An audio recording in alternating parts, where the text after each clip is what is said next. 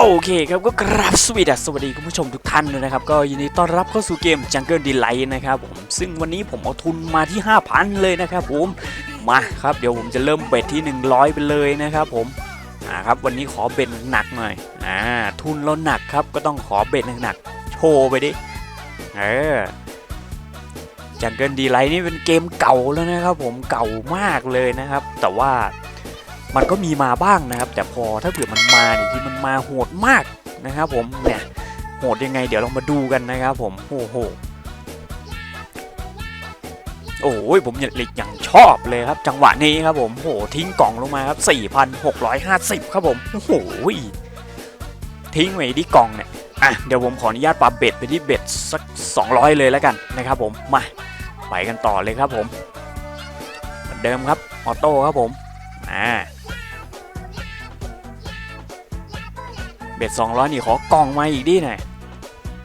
โอ้โหแอปเปิลนะขอบอกไว้ก่อนนะครับผมเกมนี้หน้าใหญ่ที่สุดก็คือแตงโมนะครับผมถ้าแตงโมแตกมานี่คือโอ้โหบันไลเกิดเลยทีเดียวเป็นแอปเปิลเต็มกราฟครับผม 6,400 ครับผมโอ้ยผมเบาครับผม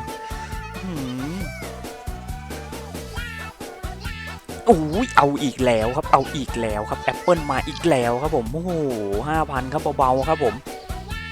มาครับขอปรับเบ็ดเลยแล้วกันนะครับผมไปเลยครับผม320ครับผมเหมือนเดิมครับออโต้ครับผมออโต้แบบสปีดจวดๆครับผมตอนนี้มีแต่แตกนอกนะครับผมยังไม่มีการเข้าฟรีเกมใดๆทั้งสิ้นนะครับโอ้โหจากทุน 5,000 ครับตอนนี้ก็กำไร10,000แล้วนะโอ้โหกูด้วยครับก็ดูกูด้วยครับผมเกือบ10,000เลยดอกนี้ครับผม 9,700 ครับผมโอ้ยยังเดือดทิ้งกล่องมาแต่ละทีนี่ลุ้นขี้แทบเล็ดเลยครับผมโอ้โหมาอีกดิทิ้งกล่องมาอีกดิเอาเบ็ดสูงอันนี้ไปโอ้ถ้ามันมี500ผมก็จะเอา500นะครับแต่มันไม่มีมันมี400ก็เอา400ไปก่อนแล้วกันเอาว่ะยังไงครับผมโอ้โหกล้วยอีกแล้วนะจ๊ะโอ้ไม่มีแตงโมสักทีอยากได้แตงโมทิ้งกล่องลงมาแล้วอยากได้แตงโม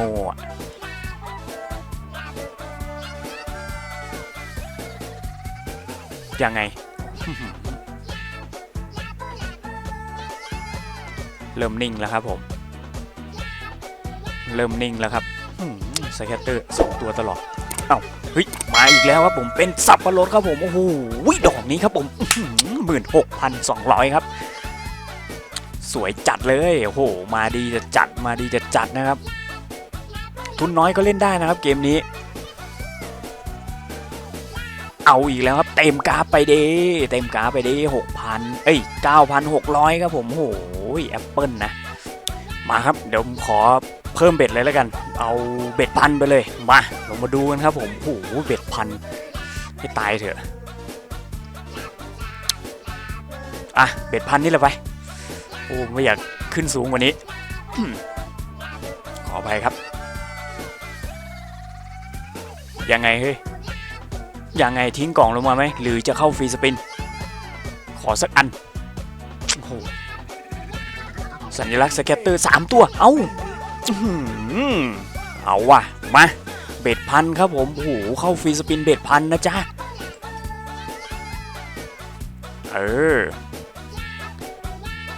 ช่องตรงกลางเป็นสัญลักษณ์อะไรนะครับผมถ้าในไลน์นั้นมีสัญลักษณ์นั้นขึ้นมานะครับมันก็จะเพิ่มช่องนั้นนะครับผมให้เป็นสัญลักษณ์เดียวกันนะครับผม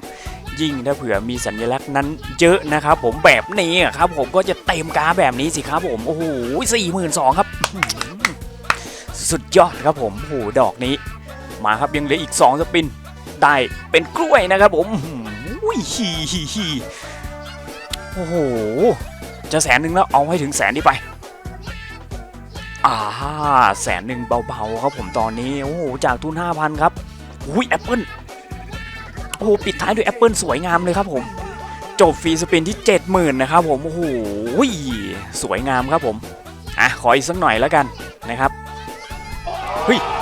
อะไรอ่ะแตงโมเข้าโอ้ยมายังไงครับเนี่ย50,000ครับผมโอ้โห150,000เข้าไปแล้วครับผมโอเคครับผมถ้าสำหรับใครที่ชอบคลิปนี้ก็อย่าลืมกดไลค์กด Subscribe ช่องผมเพื่อเป็นกำลังใจให้ผมด้วยแล้วกันนะครับผมไว้เจอกันใหม่คลิปหน้าสำหรับวันนี้สวัสดีครับผม